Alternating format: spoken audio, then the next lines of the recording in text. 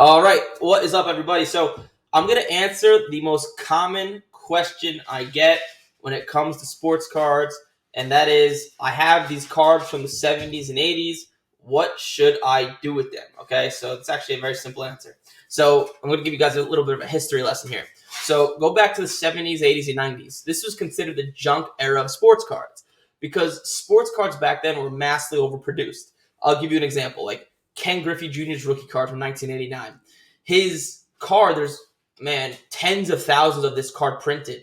And Ken Griffey Jr. is a great player, but his rookie card only sells like as a PSA 10 for like $1,000, $1,500, maybe a little bit more now. But the reason it sells for so low compared to some other players is because it was massively overproduced. And in the 90s, there was a massive sports card, like the business just went completely in the shitter. And the reason why I'm mentioning this is because cards from the 70s, 80s, and 90s, I can almost guarantee you 99.9% are worthless. Now, the ones that are worth something is either A, there's some baseball stuff from the 80s, like Ricky Henderson rookies that aren't worth much, but as a PSA 10, they're like $50,000 plus. Now, that sounds great. I'm sure a lot of you guys are going to go and look for some Ricky Henderson rookie cards, but cards from back then were very thin. And the reason why a PSA 10 sells for so much is because there's so little PSA 10s, right? And these cards back then were very, very flimsy. So if they weren't perfectly kept, it's not a PSA 10. Like, even if it's perfectly kept, it's probably still not a PSA 10.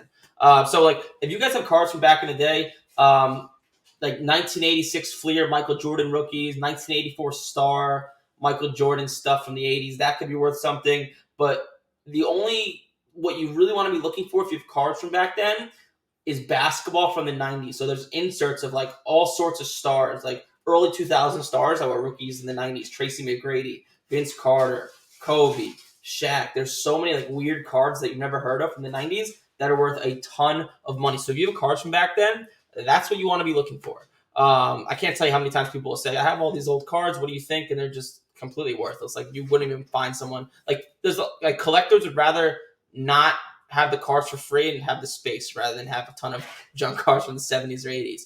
Now, if you go back a little bit, and I'll discuss this in another call, kind of how I got my big start in sports cards.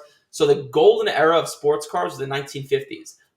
So if you have cards from back then, most people don't, but if you do, they can be worth a shit ton of money.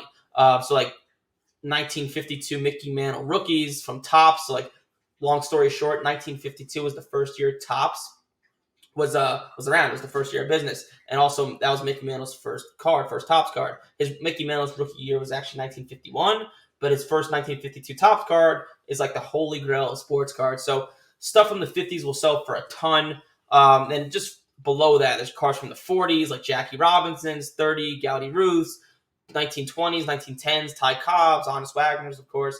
But bottom line is, if cards from the 70s, 80s, and 90s, almost all of it's going to be worthless. But if you do have cards from back then, you're going to want to be looking for 90s basketball. Hope that helps. I get that question all the time. Hopefully it answers it for you guys. If you like this video, if you found this valuable, let me know in the comments. Give this a like, whatever your platform you're looking at it on, and peace out.